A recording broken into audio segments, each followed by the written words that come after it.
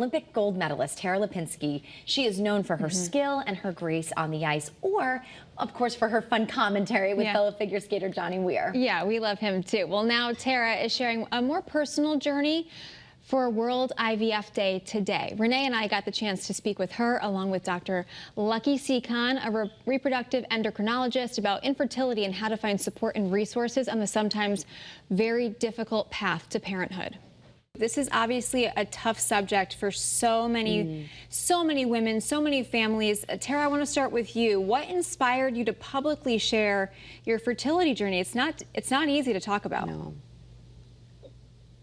It's definitely not easy to talk about. And I think for us, my husband and I, we were on the journey for almost 4 years at that point. It took us 5 years till we were able to bring our daughter earthside, if you will. And at a certain point, I just felt like I was keeping a secret, and a secret that I no longer really wanted to keep. It felt heavy. And of course, I told close friends and family, but I really needed outside support. And it was difficult because it's you have to be vulnerable. You don't know what to expect with the outcome of sharing it so publicly, but we did. And it was one of the most meaningful things that I've done in my life, just because of the people that I've met. And this infertility community is so beautiful. And there was so much support waiting for me there. And I wish I did it sooner.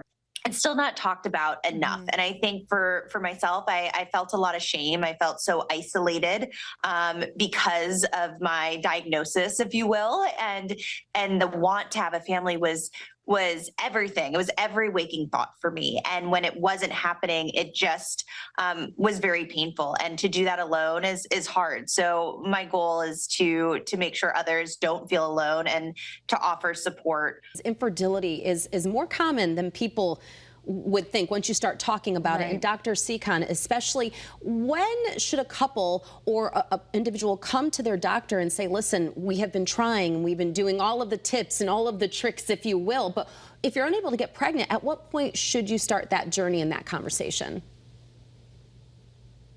Well, it's important to realize that it can take time to get pregnant. Human reproduction can be very inefficient. And so if someone's just starting out, they shouldn't feel worried or scared necessarily, and we should normalize the fact that it takes time. But if it's been over a year and you're under the age of 35, it's time to seek out a specialist, see a fertility doctor for diagnosis, for testing, and for treatment. And if you're 35 and older, I wouldn't wait longer than 6 months. And if you find yourself in your 40s starting out this journey, be more proactive and see someone at the 3-month mark. So Dr. Sekhon, I want to stay with you here for just a minute, because when you do go through those testings, those procedures, whether it's a year, 6 months, whatever the timeline is, if somebody says IVF is your best option, that can be really daunting because it's a process, right? Yes, and most people are not familiar with all of the details of what it entails. And this is why we're here to celebrate and talk about World IVF Day, because this is an amazing technology. It's a medical marvel that's been around now for over 4 decades. It's helped to build over 10 million families, and it's really intricate, and there's lots of steps. So I want to walk you through them. The first step is taking the injectable medications, and that's usually like a 2-week process. And it's in an effort to stimulate as many eggs as we can. Normally, when we ovulate and we are just trying on our own, we're only releasing 1 egg, which can be a long shot. So IVF is trying to make this more efficient by having us access multiple eggs, take them outside of the body, and in the lab, fertilizing them with sperm directly and growing them for a week into embryos. And at that stage, they can be frozen for future use. This is a form of fertility preservation and a way to kind of work around our biological clock. We can also test the embryos, which has really revolutionized the success rates and allowed people to combat problems like recurrent miscarriages. And we normally are now putting back 1 embryo at a time with really high success rates compared to what we were able to achieve 4 decades ago. Doctor, thank you so much. I mean, everybody's story is different. It's complex. And there's so many different reasons why they might seek out help like this and question, comments, concerns, right? And Tara, as we're wrapping our conversation today with the both of you with this great information and to support World IVF Day, what's one message of hope you would like to share with our audience today?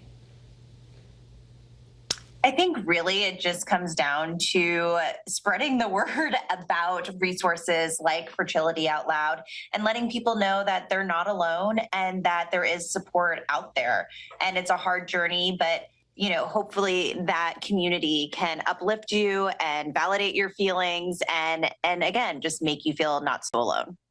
Well, Tara, thank you so much for taking a look at beautiful pictures of your baby girl there. So congratulations. And again, Dr. Lucky, thank you. Sekhon, thank you both so much for providing so much wonderful insight, useful information. Right. All right, you can find more resources and community support on fertilityoutloud.com. It includes real life stories, experts, and more to help you feel like you're not so alone.